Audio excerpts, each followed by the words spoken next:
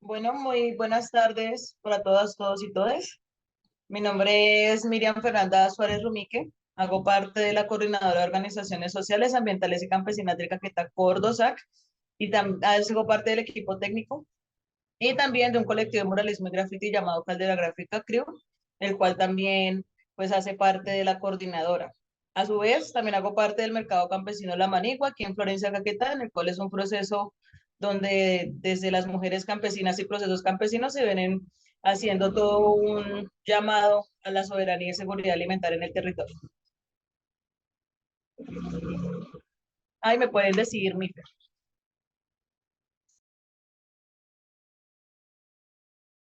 Hago parte de Caldera Gráfica, también de la Coordinadora Departamental de Organizaciones Sociales, Ambientales Campesinas de Caquetá, Córdoba. Apoyo también otras iniciativas organizativas. Trabajo más en el tema de fortalecimiento organizativo, pedagogías de paz del acuerdo final de paz, una ruta en construcción. Y pues muchas Interés era trabajar sobre aprender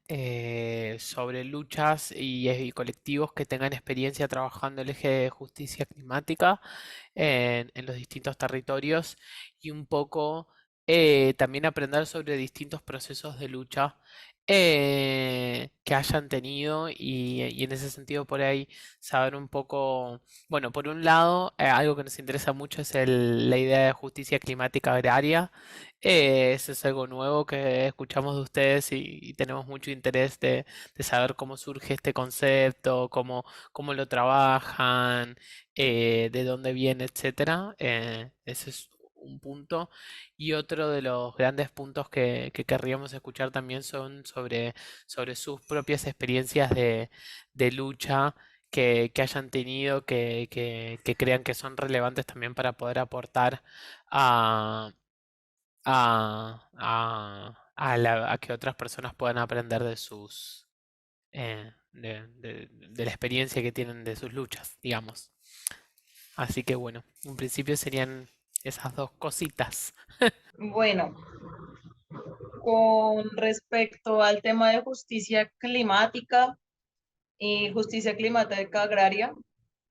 pues por ejemplo lo que se viene haciendo en todo el tema de los mercados campesinos, de los procesos pues agroalimentarios en específico, que es donde he estado más conectada. Este tema se trabaja y se aborda desde la resignificación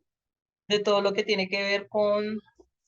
el espacio en que habitamos, con esta Amazonía en específico que nos corresponde y cómo esas relaciones se tejen alrededor de unas reivindicaciones históricas para con la tierra, es decir, devolver a la tierra su vocación, eh, que la tierra vuelva a ser quizás tan productiva o quizás en ese proceso de seguridad y soberanía alimentaria se pueda hacer un proceso de restauración ecológica a través de los mismos cultivos que se generen, que hay procesos en los cuales se está trabajando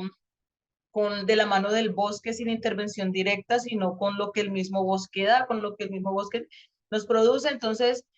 eso en términos ya como en estos procesos más campesinos de temas de mercados, de los mercados, por ahí es que hemos venido como labrando y se ha venido como trabajando ese tema de la justicia climática.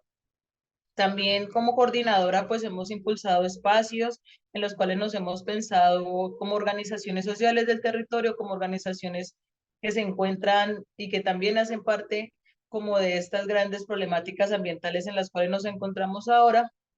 Entonces se han pensado, hemos hecho foros, hemos hecho encuentros en los cuales ellos se piensan, pues la tierra más allá de simplemente ese espacio físico para producción, sino cómo la vamos a recuperar, cómo la vamos a proteger y cuáles van a ser esas garantías para acceder a los derechos que se tienen en este espacio en específico,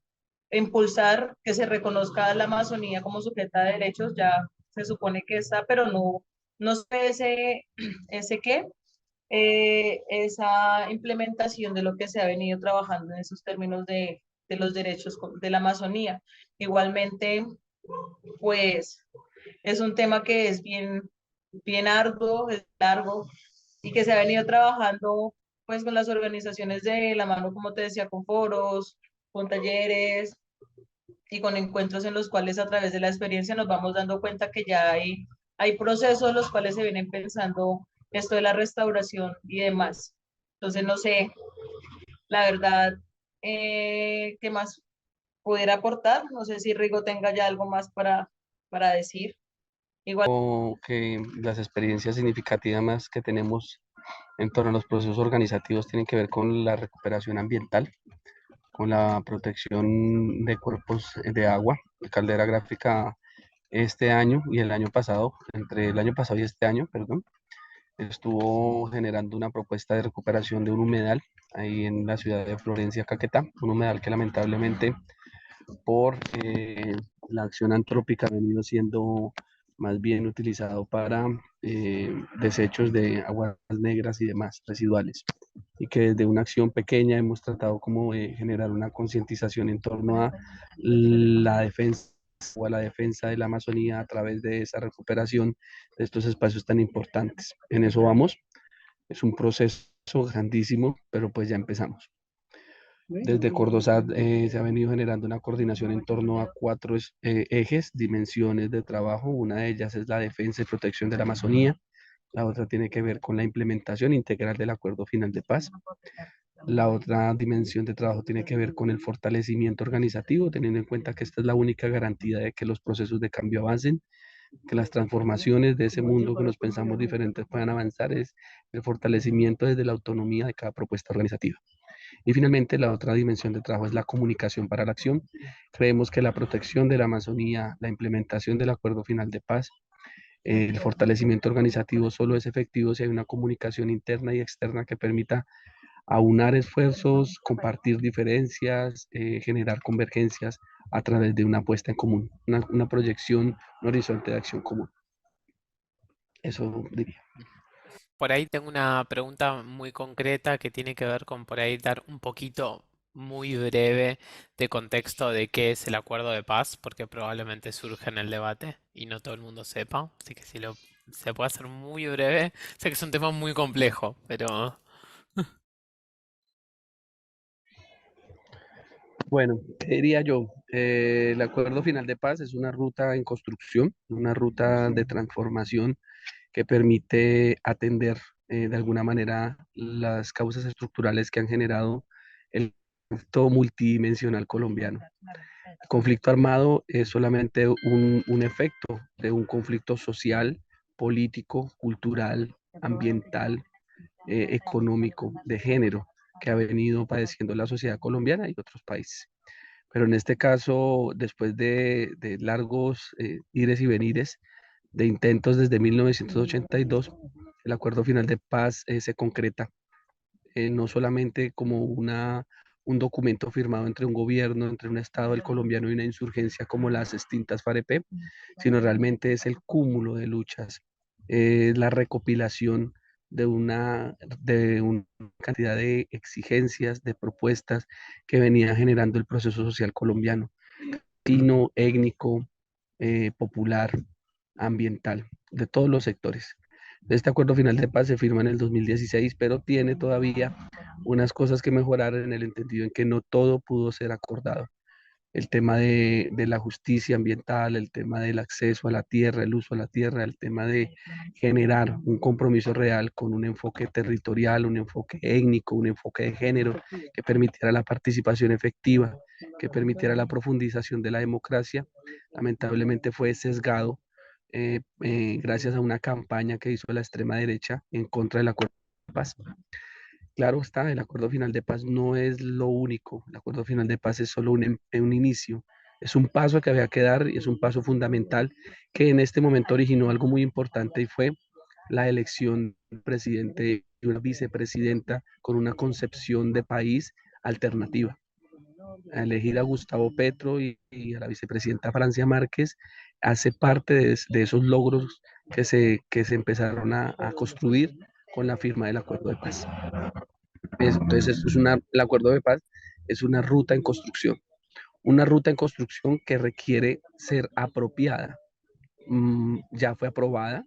La mayoría de los colombianos y colombianas dijeron sí queremos el acuerdo de paz, pero no lo entendemos, no lo comprendemos, no lo conocemos y debemos apropiarnos de ese acuerdo de paz para que eche raíces y echando raíces pueda funcionar como una fuerza transformadora hacia la justicia social y ambiental que requiere el país.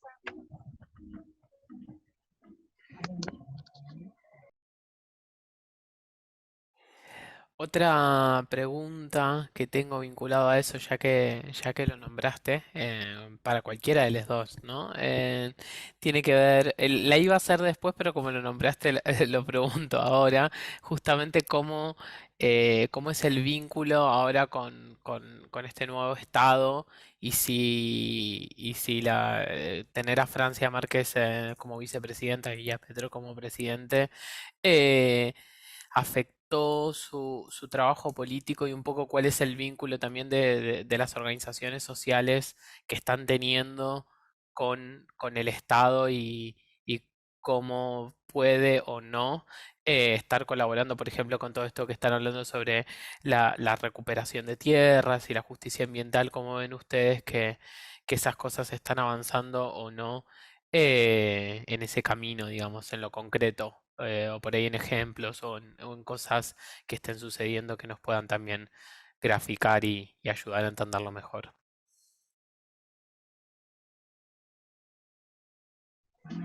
Bueno, yo me adelanto un poquito porque de pronto pierdo señal, pero lo que creo, que pienso frente a lo que está pasando ahorita en Colombia es que estamos en un momento de transición. No sabemos hacia dónde todavía, es decir, no sabemos si vamos hacia un proceso de cambio en el beneficio de todas, todos y todes, o vamos hacia un resurgimiento, un reacomodamiento de una extrema derecha, de un fascismo que ha venido gobernando Colombia desde hace mucho tiempo. Depende ese escenario de transición de la fuerza organizativa que tenga el movimiento social colombiano. Tenemos un presidente, ¿cierto?, con una visión de país que nos permite aunar esfuerzos, que falta mucho, ¿cierto? Falta mucho, no es un ideal que nos recoge a todos, pero ya hay una esperanza que es avanzar hacia un cambio. Y el tema de la vicepresidenta Francia Marca también nos llena de emoción porque hay una posibilidad desde la multiculturalidad que tenemos en Colombia de avanzar en un cambio. Pero no estamos viviendo el cambio, estamos en un espacio de transición. Tenemos presidente, tenemos vicepresidenta, tenemos varios compañeros, compañeras en el Parlamento, en espacios de gobierno, pero no somos todavía gobierno, porque ahorita todavía varias estancias que tenía la derecha, que tenía estos que siempre han potentado el poder en beneficio de unos pocos, lo siguen teniendo. Entonces, como es un proceso social, como es un proceso que no lo determina una persona, no lo determina un partido, no lo determina un grupo pequeñito de personas, sino lo determina es la sociedad en su conjunto, movilizándose, organizándose, tejiendo poder popular, nos falta todavía mucho. Dimos el primer paso, sembramos la semilla al parecer ya está botando raíz, la botó hace mucho tiempo y empezó a surgir de alguna manera el cuerpo de esa semilla con el acuerdo final de paz. ¿Sí? Y sigue subiendo, sigue su crecimiento con el empujón, con el apoyo, el aporte que pueda generar este gobierno de cambio. Pero necesitamos todas y todos en Colombia seguirnos organizando, seguir fortaleciendo la unidad popular, el respeto a la diferencia y el pensarnos un país al tamaño de nuestros sueños. Independientemente que eso signifique ser todos diferentes y tener todos un pensamiento diferente. Es decir, tenemos que apostar a la unidad, pero no a la uniformidad, sino con cada uno con su respeto debido. Utópico, sí, claro, pero debemos soñar de la esperanza para poder avanzar en un buen vivir. Con lo que mencionaba Rigo que se ha hecho, por ejemplo, con el tema de la recuperación del humedal, el tema de la unión, de unir como la comunidad, siempre pues está mediado por muchas otras cuestiones también propias de la misma gente y de cómo lleva su diario vivir. pero esta unión o organizar la gente alrededor del humedal siempre en algunos queda como esa chispa, como ese interés, como ese ánimo de decir, venga, es que sí es real que si este humedal se acaba, pues se termina todo un ecosistema vivo que hay ahí, que si bien no es lo que era antes, pues todavía se mantiene en alguna proporción. Entonces, todo eso, el juntar la gente, el empezar el proceso, que las personas vayan mirando cómo se va tejiendo esa unidad, pues es ahí donde se va dando como ese poder popular, que es decir, venga, es que esto es de nosotros, nosotros lo defendemos, nosotros conocemos cómo se defiende, nosotros ratificamos que este territorio no es para explotación, no es apto para ser habitado como lo están pensando que es, como lo van rellenando y van haciendo casas. Entonces el poder popular radica en esa activar esa conciencia social o esa conciencia comunitaria en la cual nos pensemos como seres que de una u otra manera vamos a ver afectados si este ecosistema y muchos otros pues se van a ver afectados, se van acabando o se van destruyendo. Ahora bien, también en el tema ya de la alimentación y demás, es lo mismo, o sea, que la gente se va juntando, se va dando cuenta que es mucho mejor entre todos empezar a crear un trabajo comunitario, entre todos empezar a generar una base sólida, que es el trabajo de base el que fortalece las organizaciones y el que hace que verdaderamente se tengan como esas, ¿qué? Esas motivaciones claras, esos objetivos de reivindicación de derechos claros, y es ahí donde, pues, como decía, el poder popular va tomando también su forma desde desde el reconocimiento de esas, puede llamarse no tanto como necesidades, sino como de esas grandes problemáticas que nos van atravesando a cada uno y a cada una de nosotros y nosotros ahí en el territorio. Entonces creería yo que desde ahí pues se mezcla y se junta lo que su merced decía de la unidad y el poder popular, pues para poder empezar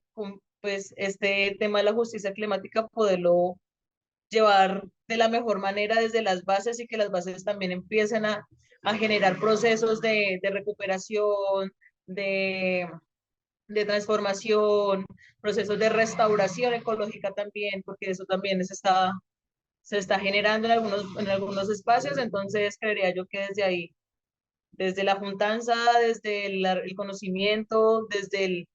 el reconocimiento de seres que habitamos este territorio, pues ahí también se va fortaleciendo. Súper, súper, súper interesante todo lo que dicen. Voy a interrumpir un segundito. Catalina, ¿estás ahí? Vi que estabas conectada. Sí, ¿Qué tal? sí, hola. Volvió la energía, es que se había ido y No hay ya problema. logré regresar. No hay problema. Eh, igual voy a qué, porque estoy también con los datos del teléfono, Ujú. entonces voy a quitar el video para que no se corte en algún momento por si acaso. Dale, dale, no te hagas problema. Bueno, bueno, mi nombre es Catalina Guerrero, soy artista plástica, muralista y serigrafista. Hago parte de Caldera Gráfica CRIU. También hago parte del comité de género de Cordosac y pues actualmente me encuentro en Leticia en un diplomado de buen gobierno y políticas electorales. Bueno, sobre las apuestas que ya habíamos comentado, sobre la educación popular también, pues actualmente he encontrado como muy importante sobre lo que mencionaba anteriormente Mifer, sobre como la unidad, también pues la organización que lleva la fuerza hacia otras acciones no estatales, porque estando acá en Leticia, que es un territorio muchísimo más abandonado que el Caquetá, porque solamente se llega por río, por agua, se ve realmente que muchas veces las personas esperan que el Estado llegue de alguna manera remota o como sea a solucionar cosas que no van a pasar. Entonces, yo creo que esa también ha sido una de las apuestas más importantes de Caldera y de Cordosac, Y es entender que realmente no podemos esperar la solución de corporaciones o instituciones, sino que realmente tenemos que tejer entre nosotros lazos lo sumamente fuertes para poder sacar desde lo popular y desde la unidad soluciones a nuestros problemas reales. Ese sería como por ahora mi aporte. Te- em, Mucha gente no sabe lo que es la educación popular más que por nosotros que tenemos nuestras experiencias de educación popular, así que si podés contarnos o pueden contarnos cómo entienden la educación popular, sería hermoso para también tener perspectivas más allá de las nuestras. La gráfica y es como porque también no se piensan estos espacios desde la gráfica popular, ¿no? Como que incluso la gráfica es algo como que siempre está lejos porque todos pensamos que no sabemos dibujar, porque desde pequeños nos dijeron que dibujábamos feo, cosas así, y no entendemos que realmente las artes como herramientas son algo muy poderoso. Entonces, pensarnos que hay espacios desde donde podemos juntarnos, que no son la academia, que no son la escuela, que no son otras instituciones, que no hay como una especie de regla ni estas cosas de los méritos y acumular como notas. Es mucho más rico el proceso porque realmente no estás ligado a responder por un producto, sino realmente estás aprendiendo de manera libre y sin tener que estar como pensando en esas cosas, que tiene que quedar bonito, que tiene que quedar limpio, sino como realmente aprendiendo y enseñando también, porque creo que también esto es lo importante de la educación popular, que es como mucho más horizontal y que realmente pues todos tenemos saberes para compartir y considero que es un espacio muchísimo más amable que una escuela y pues que desde la gráfica me parece que tiene todo por hacer. Y en el proceso del humedal, pues llevamos también la escuela gráfica comunitaria, que es también toda esta evidencia desde el quehacer manual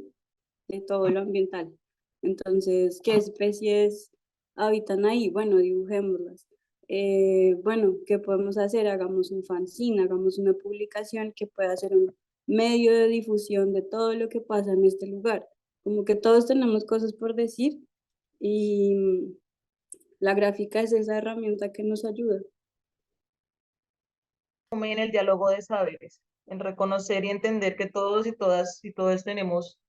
un bagaje sociocultural que asimismo retroalimenta lo que en la escuela, el colegio y demás instituciones se quiere dar, pero como dice Catalina, se sale de ahí a otros espacios que es la vida misma. Entonces, por ejemplo, en la educación popular, en algunos espacios y en algunas organizaciones y experiencias de tipo educativo como las del MST,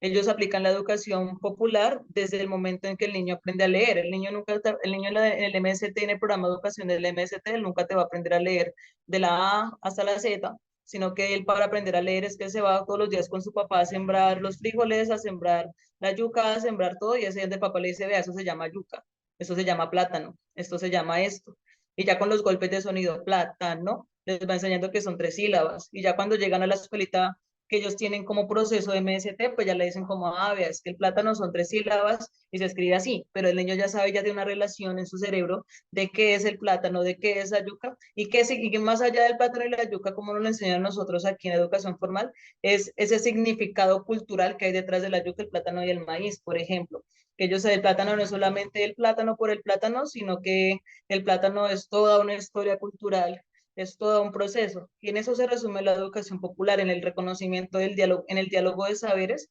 el entendernos, en el aprender para aprender, desaprender y poder asimismo llevar a cabo los procesos emancipatorios que no tampoco no terminen en llevando, como decía Freire, que el emancipado no pase a ser un, ¿qué? Un opresor, que el emancipado nunca llegue a llegar a ser un opresor, sino que al contrario llegue a emancipar a los demás con su experiencia y con su trabajo comunitario. Entonces, digamos que acá con lo que se ha hecho, por ejemplo, también con el mercado campesino, que es un diálogo de saberes entre mujeres de mediana edad, mujeres ya señoras adultas mayores, las jóvenes que estamos en el proceso, entonces como esa mezcla de conocimientos y de saberes que tenemos como mujeres campesinas, pues también va aportando. Entonces, es desde el diálogo de saberes, el reconocimiento del otro y la otra, donde se va dando estos procesos de educación popular. Esto me abre absolutamente a querer preguntarles, que un poco esbozaron la respuesta, pero en, nada, en Alemania muchas de estas cosas son nuevas, más allá de que para muchas de nosotros, nada, la cuestión de la educación popular es algo mucho más, nada, más popular, pero allá se conoce bastante poco alrededor de eso. ¿Y cómo creen ustedes que se conecta la cuestión de la educación popular con la justicia climática o la justicia climática agraria? Y si creen que la educación popular podría ser una herramienta para poder lograr conquistar o avanzar en el camino hacia la justicia climática. Justicia climática, viéndolo quizás como todo esto del desarrollo económico, equidad de género y todo lo que tiene que ver, que abarca, perdón, la justicia climática, la educación popular es una de las grandes, como decirlo así, hojas de ruta que nos permitirían a nosotros también, pues uno, que las brechas de género se cierren, que todo el tema de las economías solidarias pues se vean potenciadas y se vean pues más, se noten más que las economías capitalistas o las economías del emprendedurismo y de otras cuestiones que nos van sometiendo a un ritmo económico mundial y que nos van obviamente deteriorando nuestros recursos ambientales y naturales. Entonces, desde la educación popular, como decía Cata, desde la gráfica, desde la música, desde las múltiples expresiones que tiene el ser humano, desde las múltiples expresiones culturales que hay existentes en cada una de las comunidades, pues estos objetivos que se tienen para la justicia climática se van a ir cumpliendo en la medida también de que asumamos la responsabilidad cada uno y cada una de nosotros para este proceso, para que no seamos siempre como los mismos con los mismos, sino también buscar dentro de la misma educación popular cómo vamos sumando, cómo vamos integrando, y como decía Rigo, no es unificarnos todos y todas y todes, sino dentro de la misma diversidad encontrar una unión o encontrar ese punto de convergencia en el cual digamos, hey, trabajemos a pesar de que tengamos algunas diferencias culturales, algunas diferencias sociales o algunas diferencias de pensamiento, pero que al fin y al cabo estamos trabajando pues en pro de esto, obviamente sin llegar a afectar al que esté a mi lado o al que esté conmigo también en el proceso. Entonces, considero que la educación popular sí es fundamental si nos pensamos estos procesos, porque la educación popular es la materialización de esos saberes y conocimientos que tiene el campesinado, el proceso indígena, el proceso afro y demás. Y si no reconocemos estos conocimientos y si seguimos yéndonos por teorías y por las ramas científicas y por las ramas de los tecnicismos, pues vamos a terminar con múltiples teorías, con múltiples soluciones utópicas, pero que en la realidad la gente va a decir, venga, es que eso ni funciona porque ¿cómo vamos a hacer eso si en la realidad no hemos podido transformar ni siquiera esto, que es lo más mínimo? Entonces empezar como eso, la educación popular es el reconocimiento de todo ese bagaje cultural social y que es muy importante dentro de lo que tiene que ver con la justicia climática.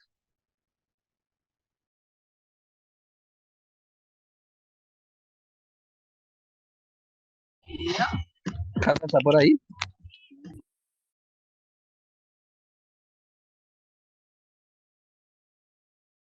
Hola, hola, ¿me escuchas? Sí, Sí, Catalina no está por ahí, ¿cierto? Catalina. Sí, sí, acá Ah, bueno, no, pues para que si tienes algún comentario al respecto. sí, pues quería también como pues sí, anotar también lo que dice Mifer, que es este reconocimiento de los saberes tradicionales y también tumbar un poco todos estos estereotipos que nos tienen pensados como del avance y de lo como, sí, como que lo que es el avance económico, geopolítico y todo que significa tapar todos los humedales, en el caso del humedal en el que hemos trabajado con Caldera, que es pensarlo como un problema y no realmente proponer una solución, porque digamos, lo que tenía este humedal es que se había vuelto un foco de delincuencia, por ejemplo. Entonces, hablando con la Junta de Acción Comunal, pensaban, no, lo que hay que hacer es eliminar el humedal. Entonces, pues desde el colectivo, desde la charla, desde el diálogo, se pensó, no, es que el problema no es el humedal en sí, el problema es el uso que se le da al humedal y cómo se le cuida. Y también hemos tenido procesos con, pues procesos veredales también sobre la importancia de el cuidado de lo que está muy mal llamado recurso natural, que es el monte o la selva amazónica, y pensarlo realmente como que el campesinado y las comunidades étnicas son sujetos de como de especial cuidado del medio ambiente y de la naturaleza como tal, que en la Amazonía es sujeta de derechos. Entonces, pensarnos realmente que no somos como, que no tenemos ese lugar de poder de decir qué podemos hacer con ese espacio llamado humedal o con ese espacio llamado monte, sino que realmente cómo podemos dialogar con ese espacio para cuidarlo y que no nos afecte, porque si tumbamos todo el humedal, pues no va a haber sombra y se va a seguir inundando todo lo que se inunda y la ciudad va a seguir estando re mal como ha estado en los últimos años. Si vemos todo el monte de la cordillera que está al lado de nuestra casa, pues ya no va a haber frutales, ya no va a haber animales, ya no va a haber polinizadores. Entonces realmente considero que esta herramienta de la educación popular es darle ese reconocimiento, como lo nombraba Miguel, a los saberes tradicionales, darles el lugar que tienen, porque pues como no son reconocidos por muchas instituciones, es desde las comunidades mismas que se les da ese valor y se mantienen con el tiempo, porque eso es lo que está pasando ahora, que realmente muchas de estas cosas se pierden porque existen también muchas problemáticas de desarraigo por parte de la juventud y es ahí donde uno pues tiene que fortalecer todos esos lazos y todas estas cosas para que realmente no, pues no se pierda todo lo que hay. Me surge... Bueno, Sí, Rigo, vamos. yo añadiría un tema, un poco conceptualizando, bueno, aterrizando lo que nosotros proponemos, que también son palabras prestadas, como todo lo que muchas veces uno dice, que son palabras prestadas y de alguna manera producto de todos esos encuentros, experiencias, diálogos, conversas, juntanzas que uno hace, uno le van quedando cosas. Eh, este tema de justicia climática agraria lo tomamos desde la necesidad de generar y plantear el tema de la distribución, el acceso a la tierra, el tema del reconocimiento de derechos campesinos, campesinas, el tema de la reparación, porque es fundamental que los estados, que los gobiernos que han venido estropeando a las comunidades respondan a esa deuda histórica. También el tema de la restauración, el tema de la protección y defensa del ambiente, de nuestra Amazonía. Y fundamental el tema de la resistencia. El de la resistencia quiere decir que por muy estado que tengamos, por muchas políticas interesantes que tengamos, la única manera de pensarnos otro mundo es a través de esa organización y esa insistencia en la resistencia avanzando, proponiendo. La justicia climática agraria no solamente, como lo decíamos en otra ocasión, atiende el tema climático, sino también atiende el tema de la sostenibilidad, la soberanía alimentaria, el buen vivir de las comunidades. No puede haber justicia climática si solo nos preocupamos por dejar quietico el ambiente o recuperarlo, si no nos damos cuenta que quienes han venido por miles de años, por cientos de años cuidando la naturaleza, protegiendo la naturaleza, atendiendo las necesidades de esa relación armónica que tenemos que tener con el ambiente, han sido las comunidades indígenas, las comunidades afrodescendientes, las comunidades campesinas, los pueblos originarios. Es allí en donde la justicia climática agraria dice,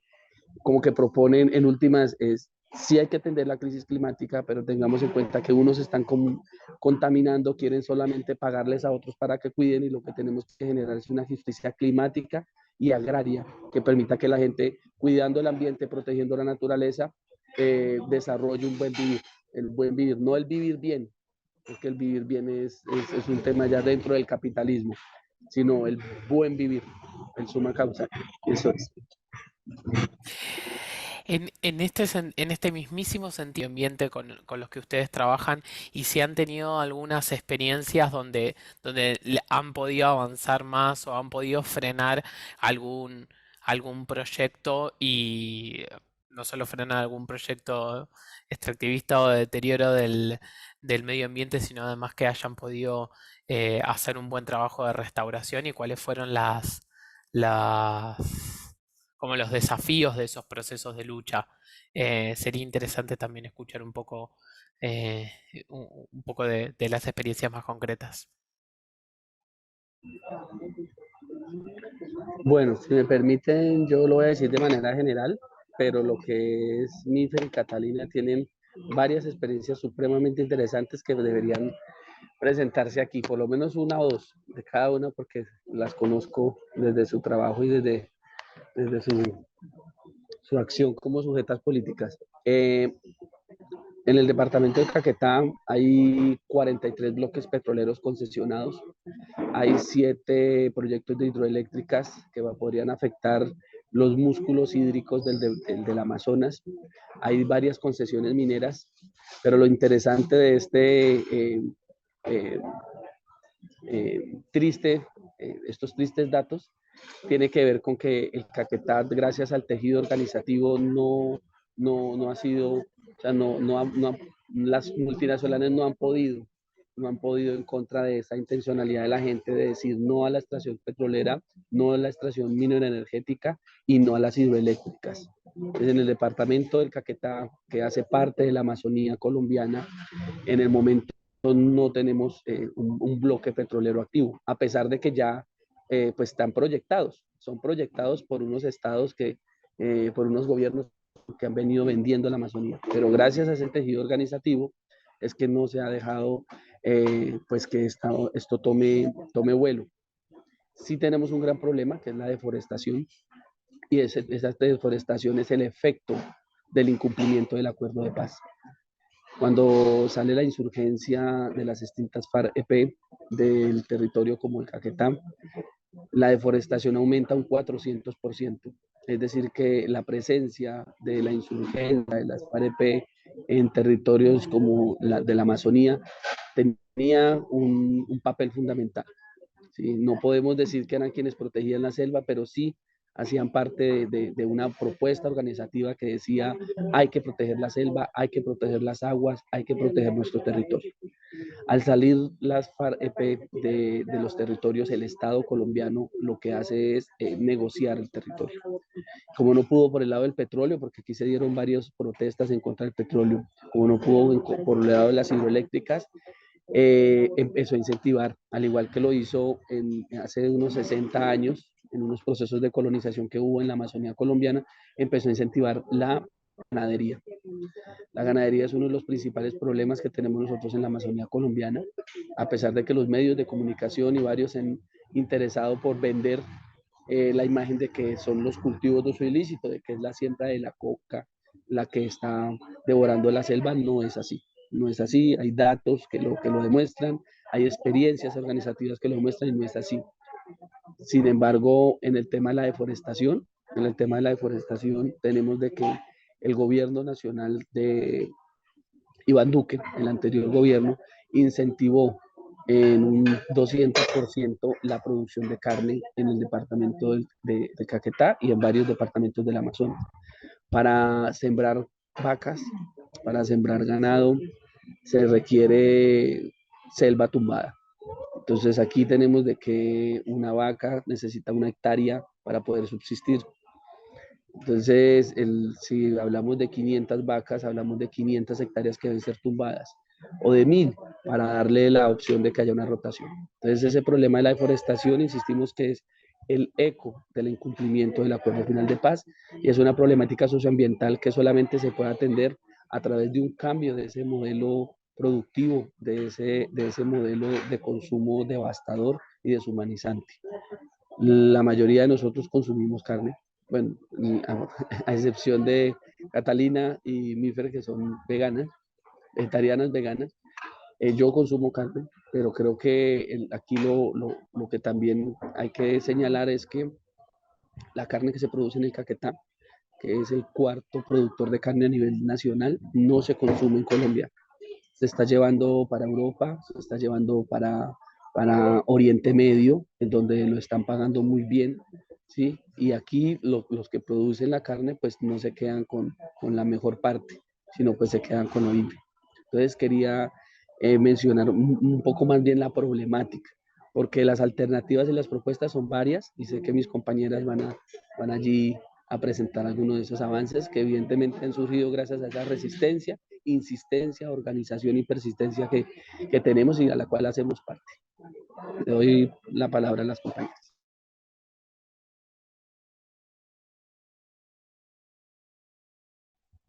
Bueno, sí, como lo decía Rigo, esas son como las grandes problemáticas que tenemos en el territorio. Pues hay otras más, pero las alternativas que han nacido y como esos brazos de lucha y resistencia que se han generado han surgido desde la misma base, como ya lo venía diciendo desde el principio. Y aquí ya se puede ver, por ejemplo, volvemos al tema de los mercados campesinos. El mercado campesino es una experiencia que ha venido demostrando que el cultivar la comida, el recuperar la semilla propia, el recuperar la semilla nativa, el recuperar los espacios que antes habían con ganadería, pues generando una rotación de cultivos, es mucho mejor que tener una vaca en una hectárea, porque tú en una hectárea cultivas un montón de comida, mientras que en la especificación técnica, en una hectárea tú solo podrías tener una vaca. O sea, una vaca a comparación de un montón de comida que puedes producir es como desde ahí que, desde esas lógicas y esos ejemplos así que la gente va diciendo como, hey, sí, sí es verdad, sí es cierto. Y asimismo, pues se van fortaleciendo las economías solidarias y esas economías asociativas, la cooperatividad, todo lo que tiene que ver con la juntancia y la unión en términos de economías sostenibles, pues ha hecho que se haga resistencia, por ejemplo, al uso de todo lo que tiene que ver con los agroquímicos, se ha hecho un gran impacto con el tema de la deforestación, haciendo recuperación de los espacios pues con comida y no solamente con comida que es lo habitual, el arroz, frijol y demás, sino también un proceso de recuperación de lo que ya no se come, que es toda esa comida que por la herencia cultural que hemos venido teniendo en el Caquetá, pues se ha dejado de comer, ya que el Caquetá ha venido de una herencia alimenticia muy andina, muy muy de la papa, pues a través del frijol, del arroz, como de esas proteínas y de esos otros alimentos que aquí se olvidaron que existe la yota, la malanga, la mafafa, el bore, la papa aérea, el frijol montuno, el frijol Nescafé, que es un frijol de donde nos saca café mismo, y otros equivalentes energéticos, la pepa del pan, y otros equivalentes que al fin de cuentas uno, son productos que están en el bosque mismo, son productos que son propios de la tierra, que son propios de la naturaleza y que asimismo se ha hecho la recuperación a través de ellos. Y dos, porque asimismo se va rescatando, como lo decíamos, como el tema de la educación popular, los saberes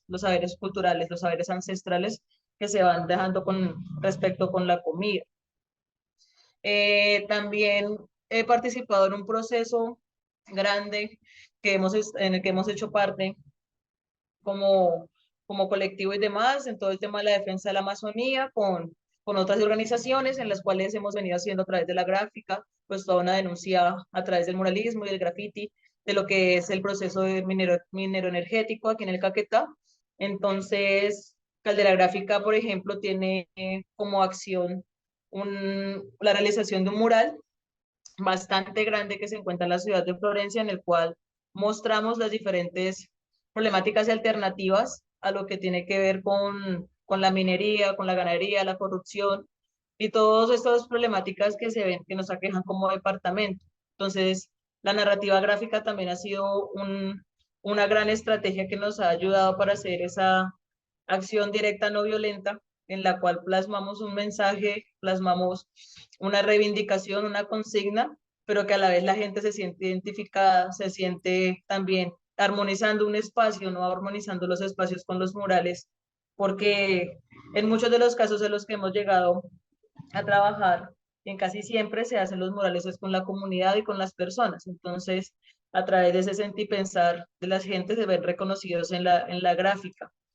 Y así han habido varios procesos en los cuales hemos participado, en los cuales hemos hecho denuncia, hemos hecho arte y parte, hemos estado ahí como al frente y nada, experiencias significativas hemos tenido varias también en términos de educación, pero, pero sí es importante, como lo decían como lo decíamos anteriormente, el tema de la unidad y todo se ha hecho pues en unidad con las organizaciones y con la base que es la misma gente y el pueblo.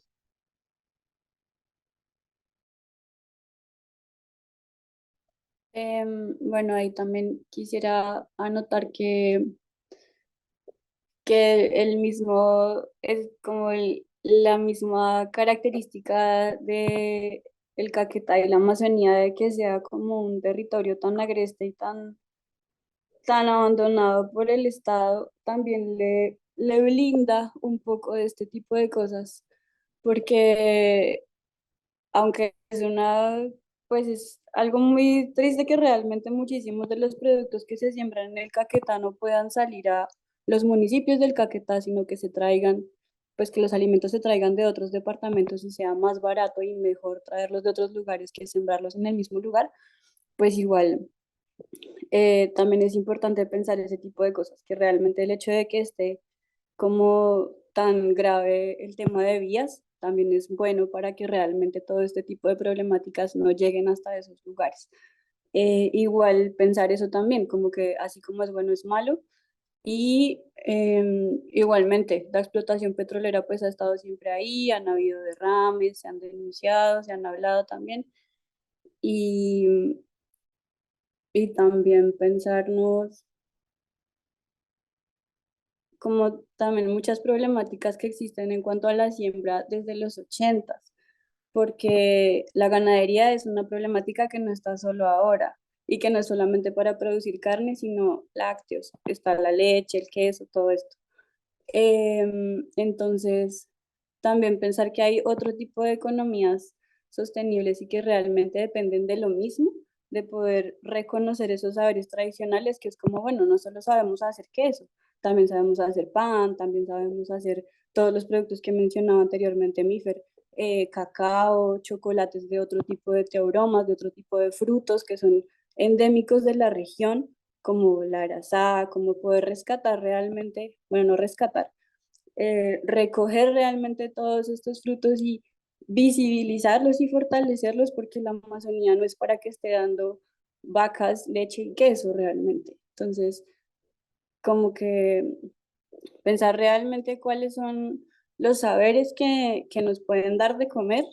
y los frutos que nos da la tierra aquí, que no es, que aunque está esta herencia andina, realmente no está aterrizada a la realidad y que estar atercando todo el tiempo con esto lo que hace es que se dañen los suelos por el mismo uso de la ganadería. Actualmente yo rescato que muchísimos procesos productivos se han ido encaminando más hacia estos saberes tradicionales como de hacer, no sé, panes de yuca, y todos estos saberes campesinos que se han fortalecido para generar estas economías y se ha vuelto muchísimo más participativo por parte del apoyo internacional que recibe el departamento, que es bastante, por el mismo acuerdo final de paz. Entonces, que realmente el apoyo internacional se ha sentado con los campesinos a pensar, bueno, qué saberes hay, qué podemos fortalecer, qué tienes acá, como que realmente pensarse que no podemos seguir sacando vacas en pastizales enormes, sino que bueno, nadie va a dejar de comer carne de un día para otro, pero de qué manera se puede hacer eso sostenible, que realmente no haya hectáreas donde no hay ni una sola sombra, donde no solamente haya vacas, sino que haya sistemas silvopastoriles, que realmente haya un bienestar para esos animales, porque también viven en condiciones horribles, al sol y al agua todo el tiempo, y que eso mismo es lo que está alimentando a la gente. Entonces, incluso ahorita hay varias denuncias porque el Grupo Éxito, que es un grupo comercial de acá a nivel nacional,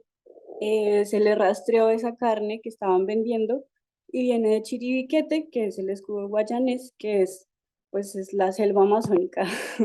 como inexplorada. Entonces, pensar que realmente ya hay vacas ahí adentro es una alarma muy grande. En Colombia, como en muchos países, hay varias formas organizativas. Hay unas plataformas nacionales que de alguna manera generan como una unidad de acción que permite convergencia en rutas de exigibilidad de derechos. En este caso, desde Caldera Gráfica, como lo decían mis compañeros y compañeras, ellos pertenecemos a Cordosat, que es un espacio Es un escenario de un punto de encuentro de organizaciones del Caquetá, juveniles, ambientales, campesinas, técnicas, sindicales. Ahí nos encontramos muchos y muchas. A nivel nacional, ya hay unas plataformas como lo es la Asociación Nacional de Zonas de Reserva Campesina, donde es otra figura, en donde también encontramos nosotros, hacemos parte de algunos procesos que llegan allí. Está también la Federación Nacional Agraria, que es Pensuagro, que es una organización de 40 años luchando por el acceso y el uso a la tierra, la distribución de la tierra. Pero asimismo hay un proceso que se llama Marcha Patriótica, que es el movimiento político social Marcha Patriótica, que empuja un poco también convergencias. Convergencias, y lo decimos muy insistentemente porque no hay una plataforma que pueda representar las necesidades o las exigibilidades de todas las organizaciones, no. Son puntos de encuentro, son puntos de convergencia, puntos de unidad de acción. Junto a Marcha Patriótica también hay unas plataformas como lo es la Coordinadora Humanitaria, que en este momento está buscando garantizar la efectiva participación en posibles acuerdos de paz que se den dentro de una propuesta que tiene el gobierno nacional, que es Paz Total. Se llama Agenda Humanitaria y es una coordinación humanitaria de 18 procesos a nivel nacional. Asimismo, hay otra organización llamada Somos Tierra, que es un proceso más bien de organizaciones campesinas para el acceso y uso de la tierra también. Está la Comisión de Derechos Humanos de Pueblos Indígenas, en donde hay algunos compañeros y compañeras que hacen parte de estos espacios y desde allí nos articulamos con los pueblos originarios. Asimismo, también unas plataformas donde también nos encontramos, tiene que ver con el pacto histórico, que es una apuesta más bien política, no es una apuesta de convergencia ideológica o de principios, no, es una apuesta política electoral. Y lo digo porque cuando vemos lo que está pasando en Colombia, vemos que muchos se vistieron de la camiseta del cambio, pero cuando llegaron allí ya al Parlamento, pues cambiaron sus principios. Entonces es una apuesta político-electoral. Pero ya a nivel también territorial y de redes, pues Mifer nos puede hablar de la RENAF, Catalina también nos podrá hablar de algunas redes con las cuales se cuenta con el tema gráfico y desde allí se hace pues, un trabajo de solidaridad, de apoyo. ¿Sí? Insistir en la unidad es como la bandera, desde la diversidad, desde el respeto, no queriendo con esto decir que no podemos estar todo el tiempo unidos, pero sí sabiendo de que cada uno tiene como su universo y es importante respetarlo para poder avanzar. Yo diría eso, le daría paso ya a las compañeras. Bueno, sí, como decía Rigo, también como Mercado Campesino hacemos parte de la RENAF, que es la Red Nacional de Agricultura Familiar. En esta Red Nacional de Agricultura Familiar participamos como Nodo Caquetá, en el cual hacen parte no solamente el mercado campesino de aquí de Florencia, sino varios otros mercados campesinos que son del departamento, en el cual pues, nos juntamos en este espacio de reivindicación, pues puesto que ahí venimos impulsando todo lo que tiene que ver con una reforma rural, con todo lo que tiene que respecta a esto, con cómo nos pensamos la agricultura familiar, más allá de simplemente las unidades productivas que se generen en las fincas como familias, sino cómo esta agricultura familiar es el sostén de otras familias que no cultivan. En este caso puede ser las familias que viven en las ciudades o cerca de ellas. Entonces, digamos que desde la RENAF se ha venido trabajando, pues, en diálogos con el Ministerio de Agricultura para que se nos vengan reconociendo a la agricultura familiar como uno de los ejes fundamentales y que también, como lo decía Catalina en algún momento, nosotros tenemos el tema de las vías y demás, que los productos de los campesinos no se pueden comercializar de maneras óptimas y por lo tanto quien tenga una intermediación con maquinaria o con el transporte necesario para los productos, pues se queda en ese término, ¿no? En la intermediación. Entonces también se está dialogando en cómo se eliminan o se hacen mínimos los intermediarios para que los campesinos puedan tener verdaderamente un impacto en su economía, ya que sean ellos los que venden los productos y no el intermediario. Entonces, desde RENAF hemos venido trabajando esto, hemos venido en el empoderamiento de las mujeres, porque en el proceso la mayoría somos mujeres las que vemos en el proceso y las organizaciones en su mayoría, pues las conforman mujeres. Entonces, desde ese espacio se ha impulsado todo lo que son derechos del campesinado y derecho de acceso y uso de la tierra. Y también, pues, vivo en una zona de reserva de la sociedad civil, en la cual a través del turismo comunitario, enfocado más en el conocimiento ancestral, teniendo en cuenta que tenemos dos comunidades indígenas en la reserva, Huitotos y Coreguajes, entonces se ha creado un turismo que va de la mano con ese conocimiento y saber ancestral, respetando obviamente el uso y vocación de nuestro territorio, en lo que se tiene en cuenta, por ejemplo, que la capacidad de carga que tienen las cuevas y otros atractivos turísticos ambientales que tiene, pues no sobrepasen el límite y asimismo pues darle sus periodos de descanso para que esto no genere un impacto negativo en el medio ambiente. Y como hemos venido trabajando ahí y como se ha venido viendo, y como han venido, como decían, el apoyo internacional ha tenido un impacto en la comunidad. Ya hay procesos de plantas medicinales, de otras formas de medicina que van más allá de de la medicina occidental. Entonces, esto ha hecho que el territorio allá en la reserva pues se venga protegiendo de una manera mucho más exhaustiva, pues han encontrado especies, tanto animales como de plantas que son propias de ahí, que son plantas endémicas. Tenemos en específico una, la Anelo ulei, la cual solo se encuentra en ese espacio. No se han encontrado registros de ella en ningún otro lugar, ni de la ciudad ni del departamento. Entonces, son esas dos experiencias las que también han fortalecido bastante como el tema político y de fortalecimiento organizativo. También pues como lo de la reforma rural integral y todo esto, y pues también el apoyo de otras plataformas que convergen en el departamento y en el territorio como tal, que son pues plataformas de mujeres, como que realmente Cordosac lo que hace es como ser una sombrilla donde hay muchos lazos que convergen y que se retroalimentan. Entonces, como que aunque hay muchas afines con partidos específicos que son alternativos, también está como estar siempre abiertos realmente a colaborar desde lo que se pueda y desde que estamos como de acuerdo en diferentes puntos de acción. Por último, bueno, yo quisiera mencionar algo que seguramente Rigo sabe muchísimo más que yo, pero pues es algo que no hemos mencionado que me parece muy importante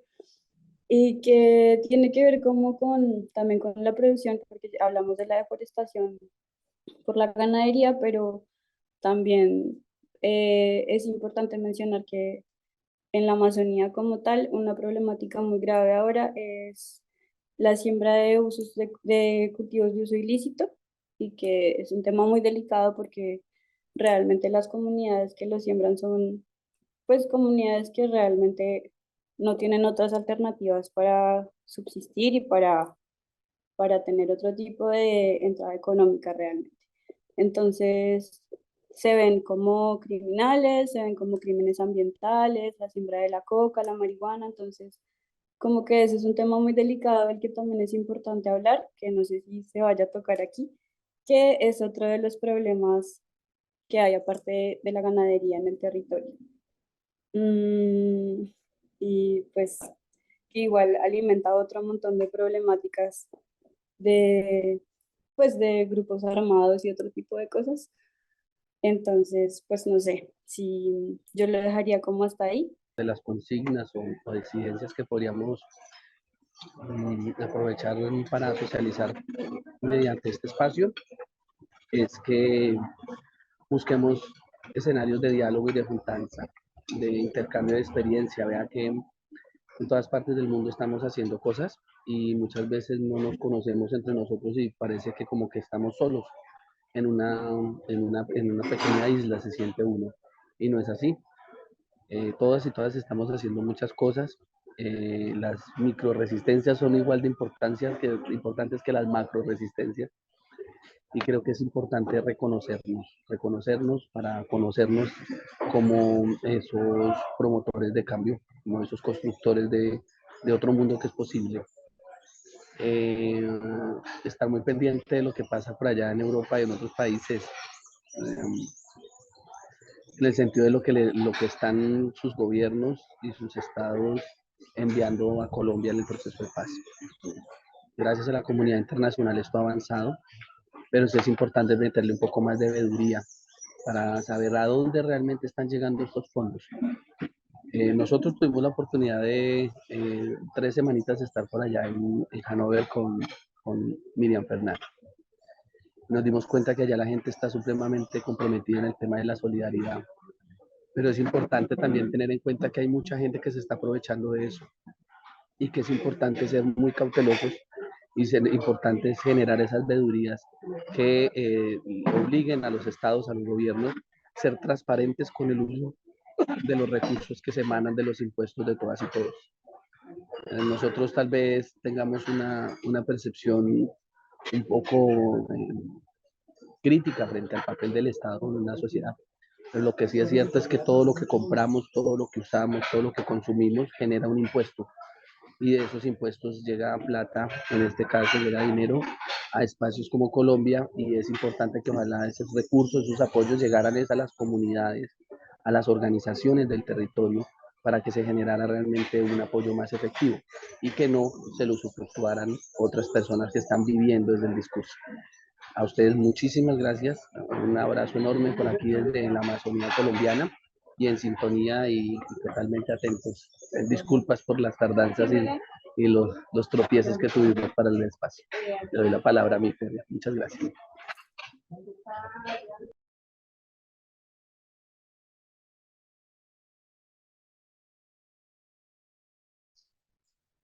Nada, igualmente, muchas gracias por la invitación, por la charla y nada, atentos, atentas por acá